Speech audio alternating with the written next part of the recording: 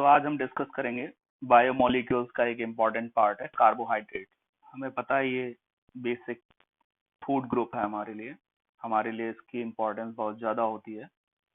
तो देख सकते हैं हम बेसिकली मोनोसैक्राइड्स, डाइसैक्राइड्स, अर्थात जो सैक्राइड टर्म है वो सिनोनिम होता है हमारा कार्बोहाइड्रेट का। तो मेनली हम लोग तीन कैटेगरी में इसमें बात करते हैं, मोनो, डाई और पॉली। पॉली में एक और कैटेगरी होती है जिसको हम लोग ओलिगोसैक्राइड्स बोलते हैं। तो देख लेते हैं थोड़ा सा कार्बोहाइड्रेट के बारे में। तो हम बोलते हैं दिस इज बायोमोलिक्यूल जो हमारा कंसिस्ट करता है कार्बन, हाइड्रोजन और ऑक्सीजन एटम्स को। तो इसका एम्पेरिकल फॉर्मूला जो हम डिराइव करते हैं that is CmS2 water N, जहाँ पे M और N डिफरेंट नंबर्स हो सकते हैं। जनरली हम बोलते हैं M जो होता है 3 और मोर होता है। तो अगर इस फॉर्मूले को हम देखें तो हम इन्हें हाइड्रेट ऑफ कार्बन भी बोल सकते हैं, लेकिन मेनली ये फॉर्मूला मोनोसैक्राइड्स के लिए वैलिड होता है। उसमें भी हम बोलते हैं कि हमारा एक्सेप्शन होता है डीऑक्सीरिबोज, जो हमारा बेसिकली आरएनए का पार्ट होता है। उसका फॉर्मूला भी देखो डिफरेंट है, वो इस फॉर्मूले को, एम्पेरिकल फॉर्मूले को जस्टिफाई नहीं करता। तो फिर भी हमें आइडिया होना चाहिए कार्बोहाइड्रेट्स का जनरल फॉर्मूला जो मोनोसैक्राइड का होता है, mostly CmSH2O whole N। Synonyms तो अभी बताया था, इसको हम सैक्राइड बोलते हैं, ठीक है। अब सैक्राइड बेसिकली ग्रुप होता है सुगर्स का, स्टार्च का और सेलुलोज का। तो अभी जो बताया था टाइप्स, 4 टाइप्स होते हैं। तो उन्हीं में हमारे जो मेनली स्टार्च हैं वो पॉलीसैक्राइड्स हैं, सेलुलोज पॉलीसैक्राइड हैं, सुगर्स हमारे डाइसैक्राइड्स होते हैं। मोनोसैक्राइड्स बेसिकली सबसे छोटा पार्ट, मतलब एक सिंगल यूनिट होती है। उनसे अगर 2 यूनिट जाती हैं तो हम बोलते हैं डाइसैक्राइड्स कहलाते हैं। वहीं पे अगर हम बोलते हैं 3 to 10 यूनिट्स होती हैं अगर मोनोसैक्राइड की, तो ओलिगोसैक्राइड्स कहलाते हैं। तो डेफिनेटली वो पॉलीसैक्राइड्स भी होंगे। So we can say that oligosaccharide is the subset of polysaccharides, और अगर उससे ज्यादा है तो हम उसे पॉलीसैक्राइड्स बोलते हैं। जो ओलिगोसैक्राइड्स हैं काफी इंपॉर्टेंट होते हैं। जैसे उसका एक एग्जांपल मैं तुम लोगों को बताता हूँ। बेसिकली उसको बोलते हैं ग्लाइकोलिपिड। तो जो ग्लाइकोलिपिड्स होते हैं वो हमारा काफी इंपॉर्टेंट रोल प्ले करते हैं हमारे इम्यून रिस्पॉन्स में, इन इम्यून रिस्पॉन्स। तो लेकिन जेई और नीट पॉइंट ऑफ व्यू से अगर हम एंट्रेंस एग्जाम की बात करें तो उतना ज्यादा इंपॉर्टेंट नहीं है, लेकिन हमें फिर भी ओलिगोसैक्राइड्स के बारे में आइडिया होना चाहिए। तो अब स्टार्ट करते हैं जो हमारे लिए सबसे ज्यादा इंपॉर्टेंट पार्ट है, मोनोसैक्राइड्स। तो हम उसमें बोलते हैं मेनली, अगर हम टेक्निकली बात करें तो कार्बन के हाइड्रेट होते हैं कार्बोहाइड्रेट, और स्ट्रक्चर के पॉइंट ऑफ व्यू से बात करें तो वहां पे हम बोलते हैं एल्डिहाइड और कीटोन ग्रुप होते हैं। तो जिनमें एल्डिहाइड होते हैं उन्हें हम एल्डो बोलते हैं, और जिनमें कीटोन होते हैं, जैसे फ्रैक्टोज डिस्कस करेंगे, उसमें हम कीटो बोलते हैं। तो अगर हम 6 कार्बन है तो उसे हेक्सोज बोलते हैं। तो हमारा जो मेन है जिसको हम ग्लूकोज बोलते हैं that is Aldo hexose. Monosaccharide है, सिंपली हम बोलते हैं 6 कार्बन होंगे, 1 2 3 4 5 6। इसको याद रखने का सिंपल तरीका है, स्ट्रक्चर को कैसे याद रखें, तो हम बोलते हैं इसमें ऑल, राइट, थर्ड, लेफ्ट। तो जो थर्ड वाला है हमारा कार्बन वो लेफ्ट है, उसमें OH ग्रुप, OH ग्रुप, और बाकी सब में हम देख सकते हैं हमारा राइट में है। तो ये हमारे लिए एयरटेल इजी रहेगा याद करने के लिए। तो हम इससे याद रख सकते हैं कि ग्लूकोज का फॉर्मूला क्या होता है। अब यहाँ पे एक फिनोमिना होता है इपीमर। तो हम बोलते हैं इपीमर क्या होता है, कोई भी एक पोजीशन 2 3 4, जो भी हमारे कायरल सेंटर्स हैं 2 3 4 5, इन 4 में से अगर कोई एक पोजीशन पे H और OH ग्रुप से स्विच हो जाते हैं तो हम उनको इपीमर्स बोलते हैं। तो सिंपली समझ आना चाहिए इपीमर क्या होते हैं, change at any one position. एक ही पे होना चाहिए, एक से ज्यादा है तो फिर ईपीमर नहीं कहलाएंगे। तो जैसे फॉर एग्जांपल C2 ईपीमर, तो C2 में ये कार्बन शिफ्ट करेगा, OH इधर आ जाएगा, बाकी सब सेको सेम रहेगा। तो देखो OH हमारा क्या हो गया, बदल गया ग्लूकोज के रिस्पेक्ट में। तो हम इसको बोलते हैं, अगर इसको थोड़ा सा एक साथ देखें तो देख सकते हैं दोनों, हमारा इसमें दो में H और OH है। OH हमारा राइट में है लेकिन इसमें OH लेफ्ट में है, और बाकी सेम है। तो इसको बोला जाता है डी मैनोज। तो ये हो गया हमारा डी मैनोज। सिमिलर वे में अगर C3 की बात करें तो ये थर्ड देखो शिफ्ट कर गया, तो इसको एलोज बोलते हैं, डी एलोज। और C4, अगर इसको 4 को कार्बन को चेंज करेंगे तो वो गैलेक्टोज कहलाता है। ये हमें डाइसैकेराइड में काफी हमारे लिए इंपॉर्टेंट रोल रहेगा, जो हम आगे लैक्टोज, माल्टोज और सुक्रोज डिस्कस करेंगे। तो इसलिए ये हमारे लिए इतने इंपॉर्टेंट है, एटलीस्ट हमें तीन पता होने चाहिए। C2 is called mannose, second carbon को स्विच कर दो HOH ग्रुप को। C3 हमारा एलोज, और C4 गैलेक्टोज।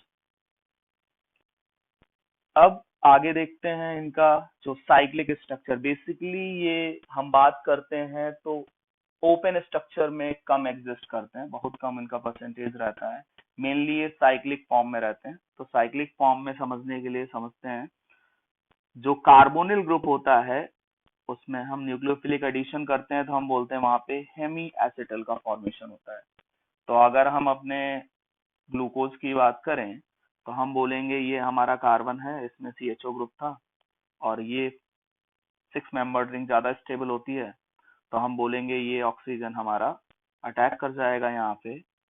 तो जब ये अटैक करेगा तो हम बोलते हैं कि अगर हमारा OH ग्रुप राइट में है तो वो अल्फा कहलाता है, और अगर हमारा OH ग्रुप लेफ्ट चला गया तो बीटा कहलाता है। तो बेसिकली ये कहलाते हैं एक दूसरे के एनोमर। तो हम बोलते हैं दो तरीके से अटैक हो सकता है। रीजन क्या दो तरीके से अटैक हो सकता है, क्योंकि ये है sp2 हाइब्रिडाइज्ड, और sp2 है तो दोनों साइड से ओपन है, तो किधर भी अटैक हो सकता है। तो हम बोलेंगे अगर OH राइट में है तो राइट OH है तो हम बोलेंगे अल्फा, और अगर OH लेफ्ट चला गया तो हम बोलेंगे बीटा। उसके अलावा कोई भी डिफरेंस नहीं होता। तो ये ध्यान रखना है, कंफ्यूजन नहीं होना चाहिए। अब जब 6 मेंबर्ड बनेगी तो हम बोलते हैं वहां से पायरेन फैमिली से डेराइव होते हैं। बेसिकली हम बोलते हैं दो पायरेन होते हैं हमारे। तो ये जो हमने ड्रॉ किया ये 4H पायरेन है, और एक पायरेन हमारा ये होता है, हम इसको 2H पायरेन बोलते हैं। तो हम बोलते हैं कि इस तरीके के जो स्ट्रक्चर्स आते हैं हम उन्हें पायरेनोज बोलते हैं। तो ग्लूकोज का जो हमारा फॉर्म बनेगा उसे हम पायरेनोज फॉर्म बोलेंगे।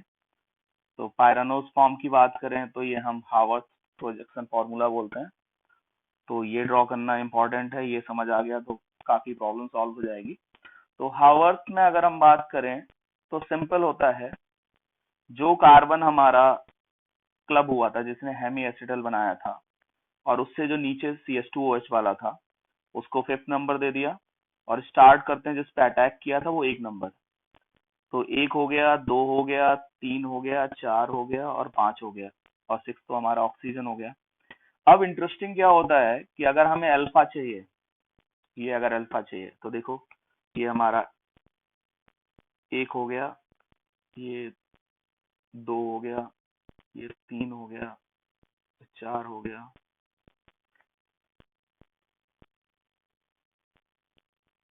ये हमारा कार्बन है, और ये हो गया हमारा 5। उसके बाद हम लोग देख रहे हैं कनेक्ट कर रहा है हमारा 1 2 3 4। अच्छा ये कार्बन नहीं है, ये तो बेसिकली कनेक्ट था। कार्बन तो स्टार्टिंग यहाँ से हो रही है, समझ आना चाहिए यहाँ से कि अगर हम बात करें तो ये कार्बन है हमारा 1 2 3 4 5, और ये 6 है। तो ये अगर अल्फा है तो हम बोलते हैं CH2OH ऊपर रहेगा, CH2OH ऊपर है। बाकी लेफ्ट जो भी राइट ग्रुप है वो डाउन रहेंगे, जो भी राइट है वो डाउन रहेंगे। और जो लेफ्ट है वो अप रहेंगे। तो देखो एक साथ फिर से देखते हैं, एक साथ देखने की कोशिश करते हैं। ये देखो, ये राइट है, ये राइट वाले हैं O H O H H O H. तो O H O H H और ओ एच। तो अगर अल्फा है तो हम बोलेंगे डाउन रहेंगे, और अगर बीटा की बात करेंगे तो बीटा में केवल जो एनोमेरिक वाला कार्बन है एक, वो स्विच करेगा, बाकी सब रिमेन सेम रहेगा। तो अगर हम बीटा की बात करेंगे तो वो क्या रहेगा, ड्रॉ कर सकते हैं बीटा में। बीटा में सिंपली क्या होगा हमारा, यहीं पे ड्रॉ कर सकते हैं कि अगर हम बोलेंगे यहाँ पे ओ एच ओ एच, तो ये बेसिकली हमारा एनोमेरिक था, तो यहाँ पे उल्टा हो जाएगा, ये ओ एच हो जाएगा, ये एच हो जाएगा, बाकी रिमेन सेम रहेंगे, O H O H O H H O H H और H C H two O H. तो ये हमारा हो जाएगा बीटा। तो समझ आना चाहिए, कोई डिफरेंस नहीं है, सिंपल ये देखो ये है। अब एच हमारा क्या हो गया, राइट में हो गया तो डाउन, और बाकी सब सेम वैसा ही है। तो हम बोलेंगे ये हमारा कहलाता है बीटा फॉर्म। तो ये दोनों एक दूसरे के क्या हैं, एनोमर्स हैं। तो इसमें भी कोई कंफ्यूजन नहीं होना चाहिए। वापस चलते हैं अपना, आगे बढ़ते हैं। ओके, अगर हम रोटेशन की बात करते हैं तो हम बोलते हैं इसका 112.2 होता है, तो 112 ले सकते हैं, और ये 18.7 होता है, तो अराउंड हम इसको राउंड ऑफ करते हैं तो 19 ले सकते हैं। तो हम बोलते हैं, लेकिन अगर हम प्योर फॉर्म है तब तो ठीक है, 112 होगा और 19 होगा, कोई प्रॉब्लम नहीं है। लेकिन हम बोलते हैं अगर हम इसके सोल्यूशन की बात करते हैं तो इसका जो रोटेशन ऑब्जर्व हुआ है, स्पेसिफिक रोटेशन, दैट इज 52.7। तो अब ऐसा क्यों होता है ये समझना हमारे लिए बहुत जरूरी है। तो हम बोलते हैं बेसिकली ये जो एनोमर्स हैं ये आपस में क्या करते हैं, कन्वर्ट होते हैं, इक्विलिब्रियम पे रहते हैं, क्योंकि अटैक कर रहा है तो हेमिएसिटल बनता है, तो वो किधर भी अटैक कर सकता है, तो अल्फा भी बनता है, बीटा भी बनता है। और हम बोलते हैं कि उसमें जो हमारे पास कॉम्पोजिशन होता है इक्विलिब्रियम में, 36% अल्फा डी पाया जाता है और 64% बीटा डी पाया जाता है। तो इसलिए उसका जो रोटेशन आता है, हमारा ऑप्टिकल एक्टिविटी है, वो कितनी है, 52.7। तो इंटरेस्टिंग पॉइंट क्या है, ये जो फिनोमिना है जिसमें ये आपस में इंटर कन्वर्ट होते हैं, that is called mutarotation. तो म्यूटा रोटेशन क्या होता है, हम बोलते हैं जो एनोमर है, कोई प्योर एनोमर अगर वाटर में डिसॉल्व करते हैं तो वो क्या करता है, एक फिक्स्ड वैल्यू में कन्वर्ट हो जाता है, कुछ पार्ट उसका अल्फा में और कुछ पार्ट उसका बीटा में। तो that process is called mutarotation. तो सिंपली समझ आना चाहिए म्यूटा रोटेशन क्या है, कि जो चेंज हो रहा है स्पेसिफिक रोटेशन ना तो 112 है और ना तो 19 है, कुछ और ही मिल रहा है, और उसका रीजन क्या है कि वाटर के अंदर वो इक्विलिब्रियम पे एग्जिस्ट करते हैं। तो देख सकते हैं यहाँ पे कि अगर अल्फा डी ग्लूकोज है वो इक्विलिब्रियम पे रहेगा, 25 डिग्री सेल्सियस की अगर हम बात करें तो ये 36% रहता है, और ये हमारा 64% रहता है। और जो भी म्यूटा रोटेशन शो करते हैं वो हमारे कहलाते हैं रिड्यूसिंग सुगर्स। तो हमेशा याद रखना है, मोनोसैक्राइड्स हमारे सभी क्या होंगे, रिड्यूसिंग सुगर्स होंगे। तो इसमें कोई भी कंफ्यूजन नहीं होना चाहिए, रिड्यूसिंग सुगर्स होंगे मतलब वो टॉलेंस रिएजेंट हमारा जो होता है, या वेनेडिक्ट सोल्यूशन Cu2+ है, उसमें ऑक्सीडाइज हो जाते हैं, खुद को जो एल्डिहाइड ग्रुप है किसमें कन्वर्ट हो जाएगा, एसिड में। तो खुद को रिड्यूस कर, ऑक्सीडाइज कर रहे हैं, तो दूसरे को क्या करेंगे, रिड्यूस करेंगे। तो हम इन्हें कहते हैं रिड्यूसिंग सुगर। तो ये देखो बेसिकली सिंपल समझ आना चाहिए, मोनोसैक्राइड है तो यहाँ पे ध्यान देना है हमें, ओ OH लगा हुआ है ये हमारा, तो हमें जो एनोमेरिक कार्बन है उस पर ध्यान देना है कि ये हमारा हेमिएसिटल होगा, क्योंकि यहाँ पे ओ OH है और ओ आर है, तो ये हमारा क्या करेगा, रिड्यूसिंग सुगर की तरह एक्ट करेगा। तो इंटरेस्टिंग पॉइंट क्या है, म्यूटा रोटेशन अगर शो करेंगे तो रिड्यूसिंग सुगर होंगे। तो दोनों एक दूसरे के लिए हेल्पफुल है। तो अगर कभी भी हमें टिक करना हो तो सिंपली हम देख सकते हैं, अगर रिड्यूसिंग सुगर है तो मेटा रोटेशन शो करेगा। अब जैसे देखते हैं, ये हमारा डाइसैक्राइड का एक एग्जांपल हमने ड्रॉ किया है। और अच्छा, इसमें क्या होता है कि जो हमारा ओ लिंक करता है उसको हम ग्लाइकोसिडिक लिंकेज बोलते हैं। तो जो हमारे डाइसैकेराइड्स होंगे उसमें पाई जाएंगी, पॉलीसैकेराइड्स में पाई जाएंगी। तो अगर हम इसको ध्यान से देखें तो इसमें क्या हो रहा है, अब ये ब्लॉक हो गया है। अब ये हेमी एसिटल की बजाय एसिटल हो गया है, क्योंकि इधर भी ओ आ रहा है, इधर भी ब्लॉक है। तो हम बोलेंगे अब ये ब्रेक नहीं हो सकता। तो अब ये म्यूटा रोटेशन शो नहीं करेगा। अब ये म्यूटा रोटेशन शो नहीं करेगा तो ये सिंपली हमारा क्या होगा, नॉन रिड्यूसिंग शुगर होगा। तो समझ आना चाहिए, यहाँ पे कार्बोनिल ग्रुप कन्वर्ट नहीं हो सकता ये कार्बोनिल में, क्योंकि यहाँ एसिटल है जो स्टेबल होते हैं, हेमी एसिटल अनस्टेबल होते हैं, ब्रेक हो जाते हैं। तो ये चीज समझ आनी चाहिए अच्छी तरीके से कि सिंपली हमें क्या देखना है, एनोमेरिक कार्बन के अराउंड देखना है कि क्या सिचुएशन है। अगर वहां पे OH ग्रुप मिल जाता है और OR ग्रुप मिल जाता है तब तो वो म्यूटा रोटेशन देगा, अदरवाइज वो म्यूटा रोटेशन नहीं देगा। तो हम बोलते हैं डाई सैक्राइड्स में भी केवल दो, सुक्रोज और ट्री हेलोज, या इसको ट्री मैनोज भी बोलते हैं, मैनोज भी बोलते हैं। तो ये नॉन रिड्यूसिंग शुगर्स हैं। बाकी सभी हमारे डाइसैक्राइड्स भी क्या होते हैं, रिड्यूसिंग शुगर्स होते हैं, जिनमें कुछ और भी हमारे हैं, लैक्टोज है, माल्टोज है, ये सब रिड्यूसिंग शुगर्स हैं। लेकिन सुक्रोज जो बेसिकली हमारा ग्लूकोज और फ्रक्टोज का कॉम्बिनेशन होता है वो हमारा रिड्यूसिंग शुगर नहीं है। तो हमारे लेवल पे सुक्रोज ही एक लिखा होता है, कई जगह ओनली लिखा होता है, लेकिन there is also one more, trehalose, जो रिड्यूसिंग शुगर नहीं है। तो जैसे अब देखो, छोटा सा एग्जांपल दिया है, which of the following will not reduce Tollens reagent, JEE का क्वेश्चन है। तो सिंपली हमें क्या देखना है, हेमी एसिटल में जो ईपीमर है वहां पे हमें क्या मिलना चाहिए, OH मिलना चाहिए फ्री। तो इस वाले में अगर हम बात करें तो यहाँ पे देखो ये है, और इस वाले में ये हमारा एनोमेरिक कार्बन है, इस वाले में ये है। अब देखो यहाँ से OH है तो हम बोलेंगे ये रिड्यूसिंग हो जाएगा, तो टॉलेंस को रिड्यूस करेगा। लेकिन दूसरे वाले की बात करें, यहाँ पे ये है और यहाँ पे भी ये वाला है, तो ये दोनों देखो ब्लॉक है, OR एसिटल है, तो हम बोलेंगे ये ब्रेक नहीं होगा, कार्बोनिल ग्रुप नहीं मिलेगा, तो ये नहीं करेगा। तो इसमें पूछा है विल नॉट, तो हमारा जो आंसर होगा वो कौन सा होगा, सेकंड वाला होगा। तो हम अब इजिली सॉल्व कर सकते हैं। हमें क्या ध्यान रखना है, हमें एनोमेरिक कार्बन को अच्छी तरीके से देखना है। तो if anomeric carbon has free OH group then reducing sugar and will show mutarotation. दोनों चीजें ध्यान रखनी है, कभी भी क्वेश्चन गलत नहीं होगा। बस ध्यान रखना है कि एनोमेरिक के पास फ्री OH होना चाहिए। और एनोमेरिक कौन सा होता है, जो हमारा हेमी एसिटल फॉर्म करता है, जहाँ पे OR भी होता है। ठीक है, समझ आना चाहिए अच्छी तरीके से। ओके, अब कुछ इंपॉर्टेंट रिएक्शन डिस्कस कर लेते हैं ग्लूकोज की। तो बेसिकली एल्डिहाइड ग्रुप की हैं। हमें पता है जब HCN से कंबाइन होता है तो साइनोहाइड्रिन बनते हैं, तो इसका नाम हो जाएगा ग्लूकोसाइनोहाइड्रिन।